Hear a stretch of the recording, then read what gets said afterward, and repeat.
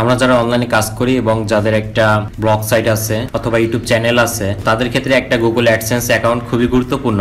তো এই অ্যাডসেন্সের রুল হচ্ছে যে আপনার অ্যাডসেন্সে যদি $10 ইন করে, সেটা আপনার যে কোনো কন্টেন্ট হতে পারে, মানে ইউটিউব হোস্ট হতে পারে অথবা আপনার ব্লগ সাইটও হতে পারে, যে কোনো মাধ্যমে যদি আপনার গুগল অ্যাডসেন্সে $10 ইন করে তাহলে অ্যাড্রেস ভেরিফাই করতে হবে এবং পাশাপাশি পেমেন্ট যে মেথড সেটাও অ্যাড করতে হবে। তো অ্যাড্রেস ভেরিফিকেশনটা আমি অন্য ভিডিওতে দেখাবো, আজকে ভিডিওতে দেখাবো যে কিভাবে গুগল অ্যাডসেন্সে আপনারা পেমেন্ট মেথড অ্যাড করবেন। এখানে যেটা করতে হবে, এখান থেকে এই যে ব্যালেন্স অপশনে যে 3 ডট মেনু দেখতেছেন, এই 3 ডটে যদি আমি ক্লিক করি তাহলে এখান থেকে ভিউ পেমেন্টস অপশন আসবে, অথবা এই বাম পাশ থেকে যে পেমেন্ট অপশন আছে সেখান থেকে পেমেন্টস ইনফোতে আমি চলে আসতে পারি।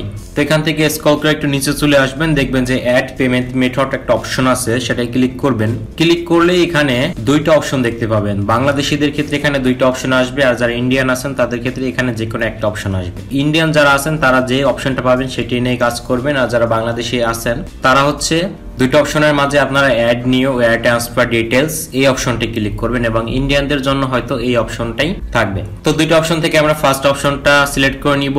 সিলেক্ট করলে এখানে এরকম একটা অপশন আসবে। তো এখানে পেমেন্ট মেথডটা অ্যাড করার জন্য আপনাদের একটা জিনিসের দরকার হবে, সেটা হচ্ছে আপনাদের যে কোনো একটা ব্যাংকে আপনাদের একটা অ্যাকাউন্ট থাকতে হবে। এখান থেকে প্রথম যে অপশনটা আছে সেটা হচ্ছে অপশনাল, এটা আমাদের কিছুই দিতে হবে না। এরপরের অপশনটা আছে নেম অন ব্যাংক অ্যাকাউন্ট। এখান থেকে আপনাদের যে ব্যাংকে অ্যাকাউন্ট নামটা আপনারা যেটা দিয়েছেন, যেমন আমার ব্যাংকের ক্ষেত্রে ডাচ বাংলা ব্যাংকের ক্ষেত্রে আমার অ্যাকাউন্ট নাম হচ্ছে পল্লব বাড়ি, এবং ব্যাংক নেম অপশন এখান থেকে আপনাদের ব্যাংকের লিগ্যাল নেমটা দিতে হবে। যেমন আপনারা যদি ডাচ বাংলা ব্যাংকের নাম জানেন, এরপর ইসলামী ব্যাংকের নাম জানেন, অনেক ব্যাংকেই আছে বাংলাদেশে, তার মাঝ থেকে শুধু যদি ডাচ বাংলার ক্ষেত্রে ডিবিবি লিখে দেন তাহলে ভুল হবে। এমনকি প্রত্যেকটা ব্যাংকের ক্ষেত্রেই আপনাদের লিগ্যাল যে নেমটা সেটা এখানে দিতে হবে। আপনারা লিগ্যাল নেমটা পাওয়ার জন্য একটা সাইট ইউজ করতে পারেন, সাইটের লিঙ্কটা আমি ডিসক্রিপশন বক্সে দিয়ে দিব। এই সাইটে আসার পর দেখবেন যে একটা ব্যাংকের লিস্ট আছে, অনেকগুলো ব্যাংক এখানে দেওয়া আছে। এখান থেকে আপনারা যে ব্যাংকে আপনাদের অ্যাকাউন্ট আছে সেই ব্যাংকটায় ক্লিক করবেন। ক্লিক করলে এখান থেকে যে ব্যাংকের লিগ্যাল নেমটা সেটা এখানে শো করবে। দেখুন এখান থেকে লিগ্যাল নেমটা বলা আছে ডাচ বাংলা ব্যাংক লিমিটেড। এইখানে আপনারা যে ব্যাংক ইউজ করেন সেই ব্যাংকের লিগ্যাল নামটা পেয়ে যাবেন। তো এই লিগ্যাল নামটা এখানে আমি দিয়ে দিব।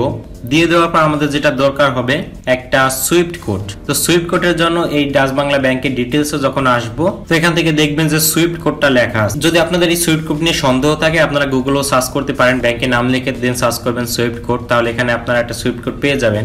এখন দেখুন এখানে একটা ব্যাপার যে সুইফট কোডের ক্ষেত্রে দুইটা জিনিস আছে, একটা হচ্ছে সংক্ষিপ্ত সুইফট কোড আর একটা হচ্ছে ডিটেলস সুইফট কোড। আপনার এই দুইটা যে কোনো একটা ব্যবহার করলেই হবে। এখানে যে সুইফট কোড দেওয়া আছে 8 ক্যারেক্টারসের, এটাও যদি আপনি ইউজ করেন তাতে হবে, অথবা সুইফট কোড যে প্রথম যেটা এখানে দেখতে পাচ্ছেন এটা ইউজ করলে হবে।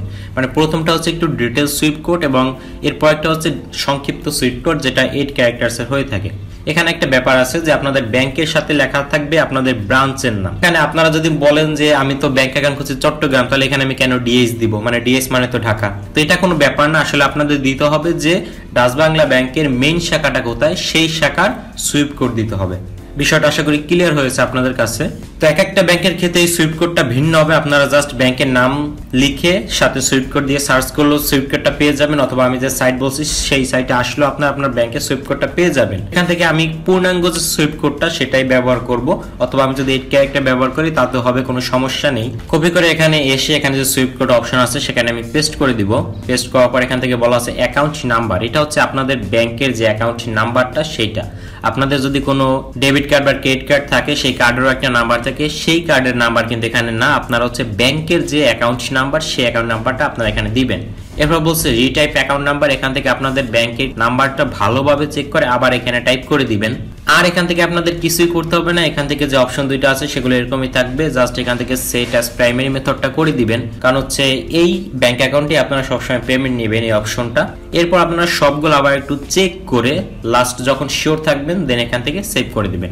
সেভ করলেই দেখবেন আপনাদের সামনে চলে আসবে এই অপশন যে wire transfer to bank account, এবং এখানে সবকিছু ডিটেলস আকারে আছে। আপনাদের যদি কখনো এটা এডিট করার প্রয়োজন পড়ে এখান থেকে এডিট করতে পারবেন, অথবা রিমুভ করতে চাইলে এখান থেকে রিমুভ করতে পারবেন। এখন থেকে আপনাদের গুগল অ্যাডসেন্স $100 পরপরই সব ডলারটা আপনাদের এই ব্যাংক অ্যাকাউন্টে পেমেন্ট হিসেবে চলে যাবে। ধন্যবাদ।